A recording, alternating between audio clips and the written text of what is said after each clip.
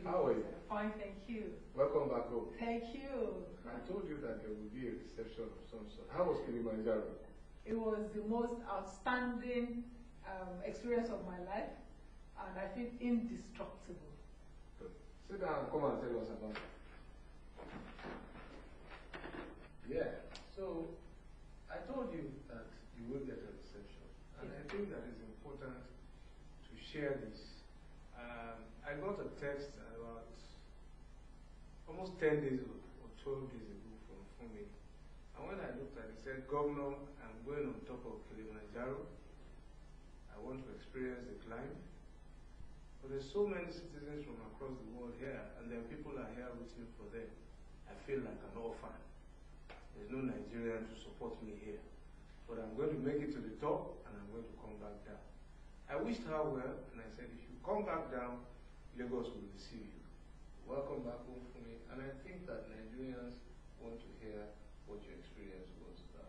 I must thank you, Excellency. You were encouraging me through, because there were a number. I remember saying I did feel like an orphan, and I kept sending those texts. And every time you said to me, Lagos is with you, Nigeria is with you, people are with you, and that was at the back of my mind as I was climbing, because I agreed to climb because of the cause. The UN women had approached me through Kilimanjaro Initiative, which is a leadership thing for young people, and said, would I want to climb? And I said, well, I sort of imagined it was a nice hike through a gentle, through a gentle mountain. I said, yes, I would like to climb. And so I was there with about 70 people from 34 African countries, taking their country's commitment on the issue of violence against women to Kilimanjaro. And all of a sudden, I realized I was on my own. There was nobody else from Nigeria. There was you. So that was when I called you. But it's the most tremendous thing that I've ever done in my life. I think that Kilimanjaro was put there to remind us of the universal laws of God, and that anybody who is seeking true leadership at whatever age and at different points in their life should go through that experience. It's almost aching, I think, although I've not done it before, to the Hajj. Can you tell us what you went through? What was it? I describe it this way, sir. I say it's like you pay yourself, Mike Tyson, when he was heavyweight champion, and you tell him to punch you until you pass out. And then you wake up the next morning and tell him to do it again and again for 5 days. That's how it felt. But it was a hike through, it started from the rainforest. At the bottom of it is the rainforest, and you walk 9 hours, 8 or 9 hours, depending on your pace, through the rainforest, and the terrain is very rocky. Whilst you are walking through the rainforest, it starts to rain hailstones. You know, so you are fighting the hailstones. There are ants crawling through your body up, and you're wondering, okay, well, I can still manage this. You get to the first hut, and then you sleep at the first hut, there's the base camp, and you wake up the next morning, and you do another 9 hours hiking, this time through the savannah, and then the tundra region. And then you get to the next base camp. You wake up the next morning, and you hike for another 7 to 8 hours to Kibo Hut. Kibo Hut is the coldest, most inhospitable place I've been in my life. It's so cold, you're not allowed to sleep for long. So we get there around 8 p.m., we eat, they put us to bed at 9, we sleep for 2 or 3 hours, and they wake us up at 11. You put on your headlamp, and you join a file of people, and you start ascending towards heaven, like you are going to God. Minus 20 degrees, wind blowing through ice and snow and rocks, and it never gets nearer through the night for 9 hours. That's what it is. How many days did this take? 5 days, because when you get up, you actually have to take yourself down the same way. So when you get to the top, you then start descending. And this time you have to do it faster. Descending is actually harder on your legs than ascending.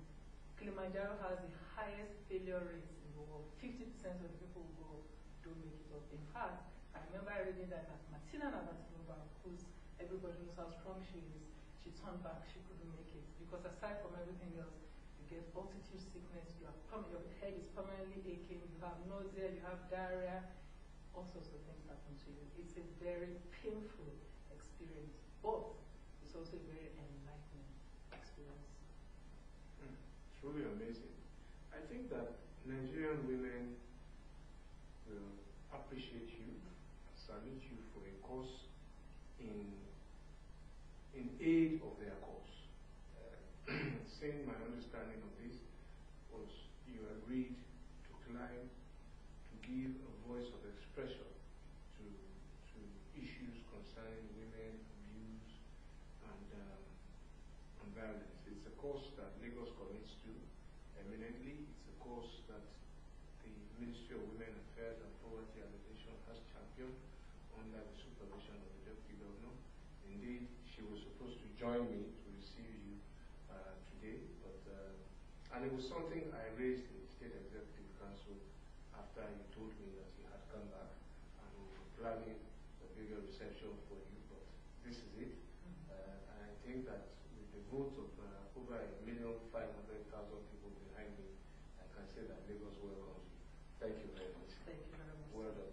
And I think that I'm going to take up this challenge. I think I should do Kilimanjaro myself. That would be fantastic. If I can find a way to break away from work 1 week and seek to relieve your experience in a manner of speaking. But it reminds me of Hajj, maybe not as strenuous as you put it, that point in Muna, where for 3 days you can't change clothing, you can't wear anything except your ihram, you sleep literally on the floor, connecting with the source from where you came.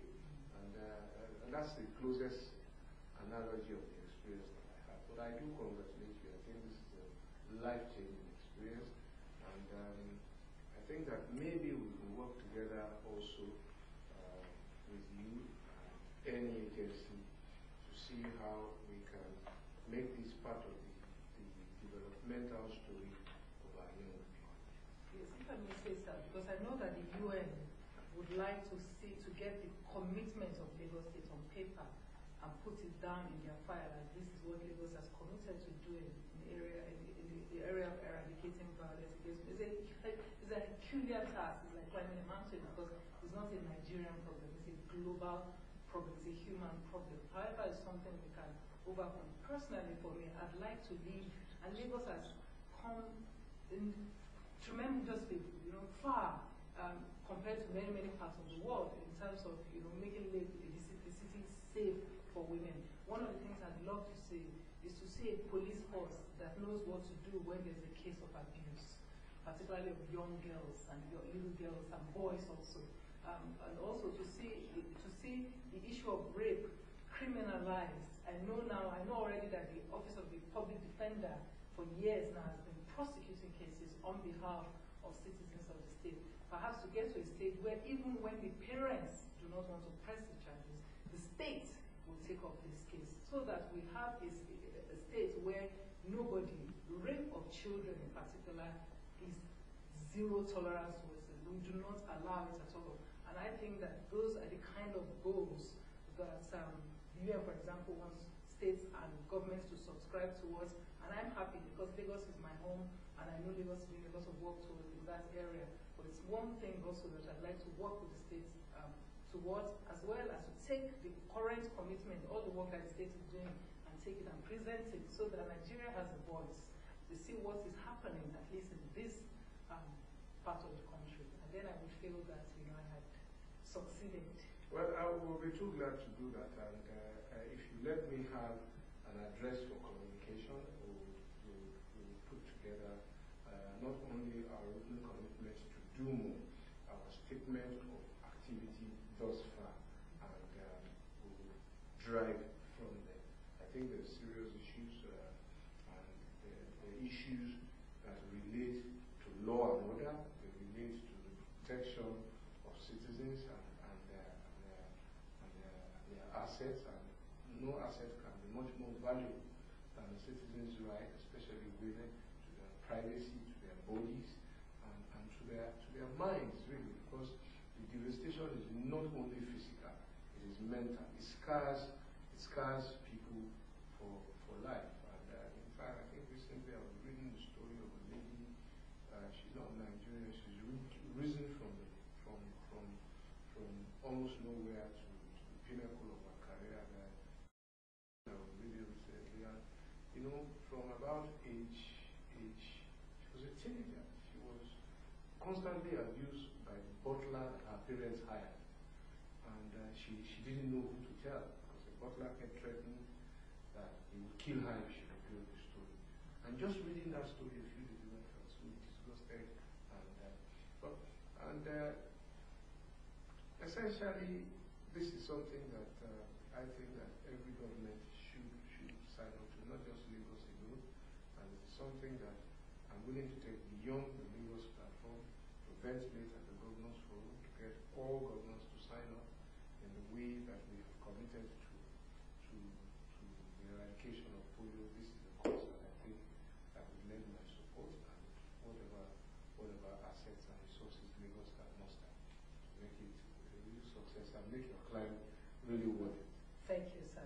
Thank you very much. And when you do go, I must support you. You're welcome. And we can take some members of rescue to go. I think that would be a great idea. I think it would be a great idea. Thank you, sir. Thank you.